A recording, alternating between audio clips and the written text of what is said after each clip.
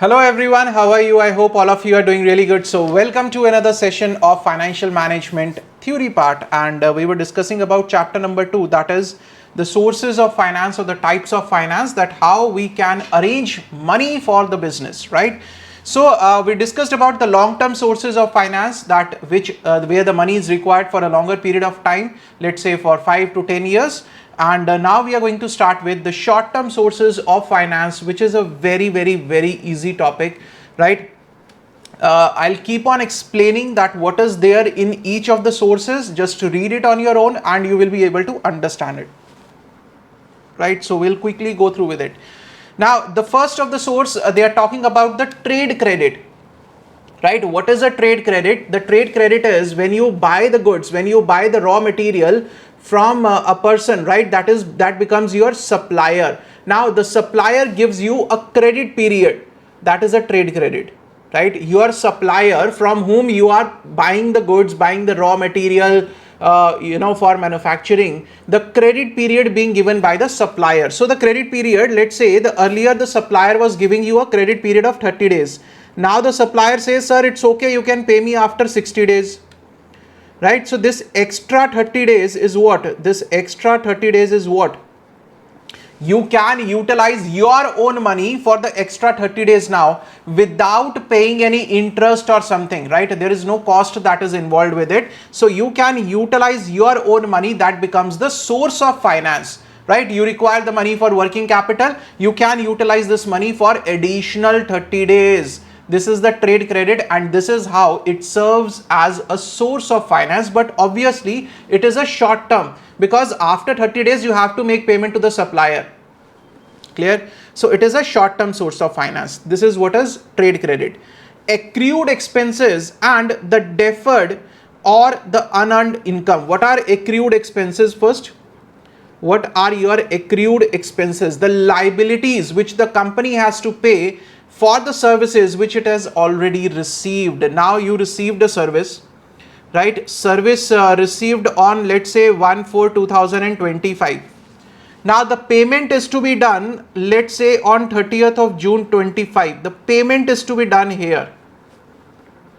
Here you have to pay. So you have your own money for these 2 months. For these 2 months, you are already having your money. You have on 1/4/2005, you have what? You have received services, right? But the payment is to be done on 30th of June 2025. So the money is with you, right? Because the payment is to be done on 30th of June. So for April, May, June, 3 months you have your own money. You can use it anyway. That is an accrued expense. What is a deferred or an unearned income? Deferred income. It reflects the amount of funds received by the company in lieu of goods and services to be provided in future. You received the amount on 1st of April 2025. This is where you have received the amount, but the goods and services are to be provided on 30th of June 2025, right? So this is where the goods and services will be provided, right? This is for goods and services. So again, you have received the money, you have received your finance earlier than provision of goods or services. You can utilize it, right? So this is what is there, accrued expenses and deferred income. Next one is advances from the customer, from the person to whom you are selling the goods. You are selling the goods, otherwise they are your debtors, right? If you are selling it on good, if they pay you in advance, they give you the advance. That is what? Again, a source of finance. You have received the money, you are yet to provide the goods and services. You have received the advances from your customers. You can utilize that money. That is a short-term source of finance, right? Next one is the commercial paper. What is a commercial paper? It is an instrument that is issued, right, as an unsecured money market instrument. So you have issued a money market instrument, that is a short-term instrument, right? And it does not require any security. It is an unsecured one. So unsecured money market instrument issued in the form of a promissory note, that okay, we promise to pay you back after so many days, right? So it is a short term normally, and the Reserve Bank allows for this. Normally, what is the period here is, I'll tell you the period. The period for is linked to the yield on the 1 year government bond. The period is also mentioned somewhere. Short-term borrowing, diversify the sources, additional sources. Subsequently, in addition to the corporate, one thing is all the firms who need to issue the commercial paper, they need to have the credit rating. They need to get the credit rating from the CRISIL, right? They need to get the credit rating, that whether their credit worthiness is there for the issuing of the unsecured commercial papers, right? And they are issued in the denomination of rupees 5 lakhs or multiples, and interest rate is generally linked to the yield on the 1 year government bond. That is a risk-free bond, right? That much of the interest you will pay on that security, and the period is less than 1 year. That's for sure. The period here is less than 1 year. That is why it is a short-term source of finance. Within 1 year, you have promised to pay back the money, right? You issue commercial paper, you get the money from the investor, but you have to return that money within a period of 1 year itself. Okay, and denomination of 5 lakhs. You have to get the credit rating from the CRISIL or the Investment Information and Credit ICRA, right? So this is all about the commercial paper. Important points. Remember the important points, sir. Treasury bills, these are the government securities. Basically, these are the safest securities, we will say, right? T-bills are issued by the government of India. These are also known as T-bills to meet the short-term borrowing requirement ranging from 14 to 364 days. Certificate of deposit, it is basically a savings certificate with a fixed maturity date of not less than 15 days up to a maximum of 1 year, right? It is a saving certificate. Basically, certificate of deposit, saving certificate, you can utilize that money anytime, right? Maturity 15 days to 365 days. Bank advances. Now, bank can give you the money. The bank can advance money. The bank can give you loan. Basically, the bank advances is what? The bank advances is the bank loan that is there. So, what is the purpose of bank? You know, in the smaller classes, we have studied about one of the functions of the bank. What is the function of the bank? The function of the bank is to take the deposits from the general public, and out of those deposits give the money or give the loan to the people who require them, maybe the organizations, the big corporations, the small people, home loan, housing, the housing loan, car loan, all these loans, right? So this is one of the major functions of the bank, taking the the savings from the general public and issuing the loans to the people who require them, right? Whether those are the organizations or whether those are the general public who require them, that is the bank advances. Now, it can be in the form of the short-term loans, right? The short-term loan is entire advances disbursed in the one time, either in cash or by transfer to the current account of the borrower, which is for a short period of time. The borrower has to return the loan within a specified period, right? And the whole of the amount, if it is a 10 lakh loan, the 10 lakh will be immediately credited to the account of the borrower, right? Or it will be paid on the behalf of borrower, whatever it is. Single advance against the securities like the shares, government securities, life insurance policy, fixed deposit, etc. Except by the way of interest and other charges, no further adjustments are made in this account. So you have to record the interest and the principal repayment. That's it. The repayment can be at once, 10 lakh in once, or it can be the schedule of the repayments, that every month you have to return 1 lakh, 2 lakh rupees. This is how, right? The repayment by repaying the full amount or by the way of schedule of repayments agreed upon in the case of term loan, right?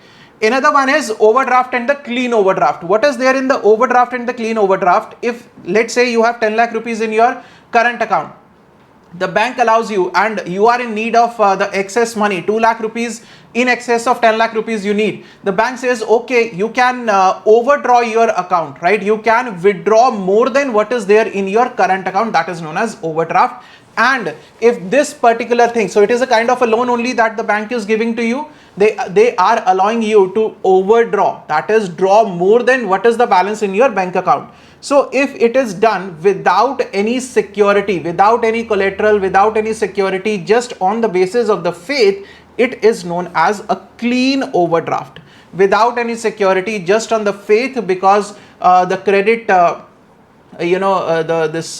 past of the company has been really good. So based on that, if the bank gives you the overdraft facility, that is an overdraft and a clean overdraft, right? So just read it. You should remember just a few points regarding to it. Basic thing is understanding the basic concept. What is the concept related to it, right?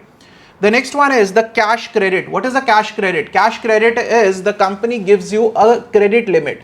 The company gives you a limit of, let's say the company says you have a credit limit of 5 lakh rupees. Now it is not necessary that you need to withdraw 5 lakh rupees in one go. You can withdraw from the 5 lakh rupees as and when required, right? So let's say on 1st of May you withdraw 1 lakh rupees because you require 1 lakh. Then on 30th of August you again withdraw 50,000 from this. So this is the maximum credit that the bank is going to give you, and they have given you the limit here. But it is not necessary that you are going to utilize this all in one go. You can withdraw small amounts at the different intervals, and the interest will be charged on the amount being utilized, right? Not on this 5 lakh. No sir. Whatever the amount you are withdrawing or utilizing from that particular credit limit, the interest will be charged on that particular withdrawal, right? So this is what is there, the cash credit. Advances against the goods, that is very simple, right? You pledge your goods, you hypothecate your goods, you give your goods to the bank. This is the goods that we have worth 5 lakh rupees. Keep the goods, give us 5 lakh. Simple, right? That is advances against the goods. Then the bills purchased or the discounted, you have the bills with you, right? And you sell it to the bank. The bills discounting, the bank will get the money from the debtors. You get the money from bank today itself, right? You have a bills, discounted bills, right? And you go to the bank, you sell the bills, you give the bills to the bank, and the bank will collect the money from the debtors. You get the money from bank today itself. Clear? So this is these are the few sources. Then we have, if we want to, financing of the export trade by the banks. Now the export trade by the banks. Now the banks give money for encouraging the exports also. Obviously the exporter who is sending the goods outside the country, he needs finance, he needs money, isn't it? So basically two types of advances are given, that is pre-shipment finance and the post-shipment finance by the banks. Majorly two types of finances are there, pre-shipment and post-shipment. Pre-shipment is before the shipment of goods and post is after the shipment of goods. Before the shipment of goods, why the exporter needs money? Before shipment of goods, he needs money to procure the raw material, to manufacture the goods, to meet other expenses which are related to the exports. So for all those things, he needs money before the shipment of goods, right? And why the exporter needs money after the shipment of goods? Because after shipment of goods, it will take time for the money to be received from the importer. And in between, he needs money for working capital, he requires money for further procurement of raw material and manufacturing of goods. Because let's say you are sending the goods from India to USA, right? The importer says, I will pay you once I receive the goods. The goods here from India to USA, let's say it takes approximately 3 months by ship to reach USA, right? So the payment you will receive from the importer after 3 to 4 months. So what will you do in those 3 to 4 months? You have done the expenditure from your pocket, so you will need further funds, further money for manufacturing, isn't it? So basically funds are required by the exporter pre-shipment also and post-shipment also. In the pre-shipment finance, there is one important topic, that is a packing credit, right? Okay, now pre-shipment finance, this generally takes the form of packing credit facility. Packing credit facility. The packing credit is an advance extended by the banks to an exporter for the purpose of buying, manufacturing, processing, packing, shipping goods to the overseas buyer. This is important. What is a packing credit? Right? Please remember this.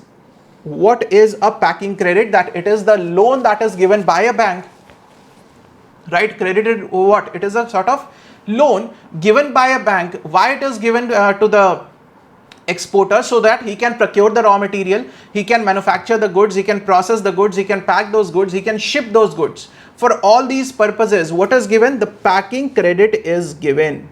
Important definition. This packing credit is definitely important, sir. This is an important part.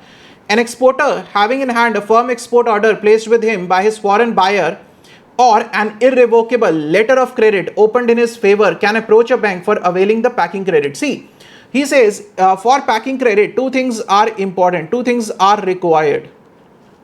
For packing credit, two things are required. One is either you should give the purchase order received from importer. Purchase order received from importer, right? This you have to give it to the bank, because the bank also needs the assurance that okay, there is an order from the importer, that is why we are dispatching the goods, right? So you should either submit this purchased order, or you have to give the letter of credit. You have to give what? The letter of credit received from importer bank. Received from importer bank. This is the letter of credit that you are receiving. The letter of credit is what? It is a sort of assurance from the bank, importer's bank, that sir, when we receive the goods, we will give you the money, right? So it is a letter of credit, and the letter of credit is to be deposited with the bank. Now the exporter has to give his bank this purchase order or the letter of credit to avail the packing credit, right? So that is what is given here. Can approach a bank, either a letter of credit, irrevocable letter of credit, or export order placed by him. These two things are important to be submitted, right? Either can also be submitted. An advance so taken by the exporter is required to be liquidated within 180 days from the date of its commencement by the negotiation of export bills or the receipt of export proceeds in the approved manner, right? So this advance has to be repaid within 180 days, because as a general norm also, if you are sending the goods, obviously it will reach any country within a period of 6 months. So you should be receiving the money within a period of 6 months, and from that proceeds you have to pay back this packing credit loan, right? Either you will receive the export bill, right? You can discount it, or simply you will receive the money, the full money.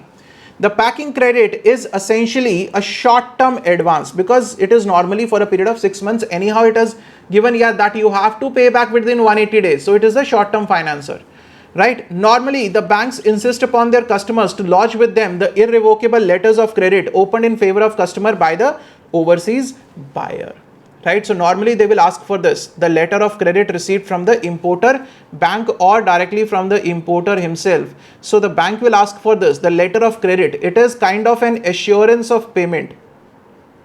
It is kind of an assurance of payment. So that is why this is required. This is of utmost importance, right? Now, what are the different types of the packing credit? One is the clean packing credit, when the credit is given on the basis of either the purchase order or the letter of credit. There is no requirement of the goods to be hypothecated. The bank does not ask for the raw material to be pledged or the finished goods to be kept with the bank as a security, right? There is no other security required by the bank other than the purchase order or the letter of credit, right? On this basis, they will give you the packing credit. This is known as a clean packing credit, right? The next one is packing credit against hypothecation of goods, where you have to hypothecate your goods as a security. You have to give the goods to the bank. You have to, keep those goods with the bank as a security, as a collateral against the packing credit that you want to avail, right? So export finance is made available on the certain terms and condition where the exporter has the pledgeable interest and the goods are hypothecated. This is important. The goods are hypothecated to the bank as a security with the stipulated margin.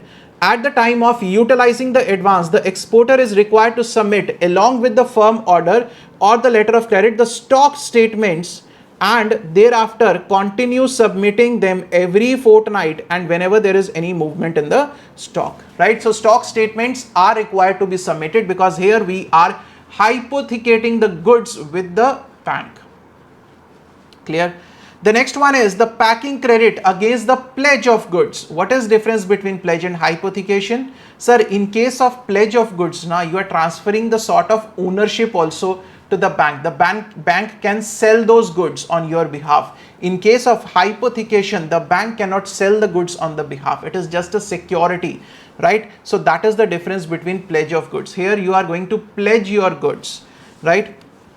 The export finance is made available on certain terms and conditions where the exportable finished goods are pledged to the banks via the approved clearing agents who will ship the same from time to time as required by the exporter. Now the goods are not with the exporter. Now the goods will be with the clearing agent and the bank, right? So as and when required by the exporter, they will keep on shipping, they will receive the money. So it is kind of a security. The bank is secured that okay, the goods are with me. In case there is a problem from the exporter side, I will sell those goods and get my money back, right? So that is the difference between hypothecation and pledge.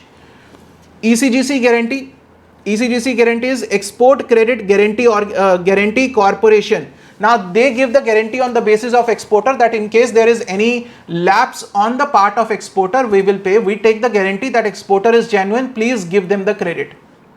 This is the ECGC guarantee. So this corporation was established to give the guarantees for the exporter to promote the export trade in the country. This is the Export Credit Guarantee Corporation. Forward exchange contract. Another requirement of the packing credit facility is that if the export bill is drawn in the foreign currency, the exporter should enter into a forward exchange contract with the bank, thereby avoiding the risk involved in the possible change in the rate of exchange. So if you have the export bill with you, export bill means you have received a bill, the discounting which can be discounted in the future date from the importer. If you have received that bills of exchange, right? If you have received that, then you should, and you are going to give that bill to the bank, right? You go to the bank, you ask the bank, this is the bill, keep this bill and pay me the money. Then you have to enter into a forward contract that on which date the bill is to be discounted, at what rate it is to be discounted, right? At what rate, the foreign exchange rate is also to be decided, because in case of any fluctuations, you are saved. Forward exchange contract, right? Now, the next is the post-shipment finance, that after the shipment of goods, purchase or discounting of the documentary export bills, right? Bills of exchange. After the shipment, you have received the bills of exchange, you deposited with the bank and get the finance, short-term finance. ECGC guarantee can be there. On the basis of that, once the goods are shipped, the ECGC, on the basis of the ECGC guarantee, the bank can give you the loan. Advances against the export bills which are sent for collection, right? Okay, we have sent, sir, this is the bill we have sent to the importer for the collection. Against this, please, the money will be received within the next 1 month or 2 months. Please give us the advance against that bill.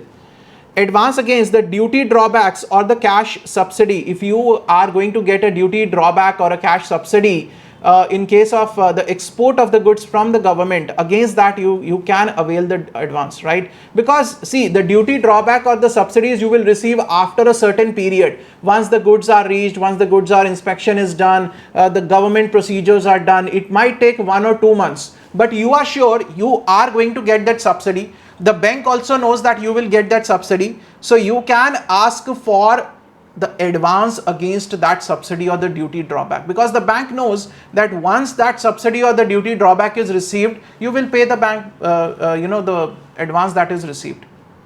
Clear? So this is regarding the post shipment things that are there, post shipment finance that is there, right? So just read it, the other facilities extended to exporters, right? Just read it once. Then intercorporate deposits can be there. I am a corporate, I buy the money from another business. One of my friends who were doing the business, I borrowed the money for a period of 6 months. So that is intercorporate deposits.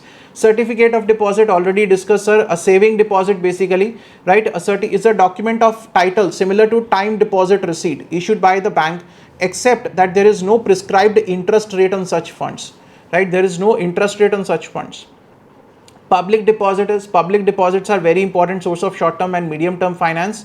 Particularly due to the credit squeeze by the RBI, the company can accept the public deposits subject to the stipulations of the RBI from time to time up to a maximum of 35% of the paid up capital and reserves. So you can take the money directly from the public, but there are stipulations which are given by the RBI that it should not exceed 35% of the paid up capital and the reserves, equity share capital and the reserves. It should not be more than 35% of that, right? If you are going to directly accept the deposits from the public as a short-term finance, and obviously the public is not going to give you the money for a period of, let's say, 10 years or 12 years, isn't it? So it has to be, these deposits may be accepted for a period of 6 months to 3 years. This is the maximum period that you can take the money from the public.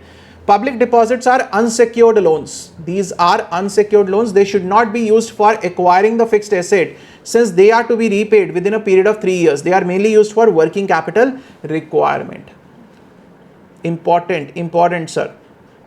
Right? So this is about the short-term financing which we have discussed. In the next video, now we will take up the other sources of financing, that is seed capital assistance, internal cash accruals, unsecured loans, deferred payment guarantee, capital incentives are there, deep discount bonds, secured premium notes. Now we will come to the bonds, right? A few of the bonds that we will be getting in the next video itself. Then international financing will be there, right? International agencies are there, and there are various instruments which are available in the international market, right? So whatever we have done in this lecture, please revise it thoroughly. I've given you the idea of each and every topic, that what that topic talks about. Now it is up to you people to do it thoroughly once. That is really important, right? So see you guys in the next video. Till then, stay safe, stay healthy, keep studying, keep sharing. Thank you so much.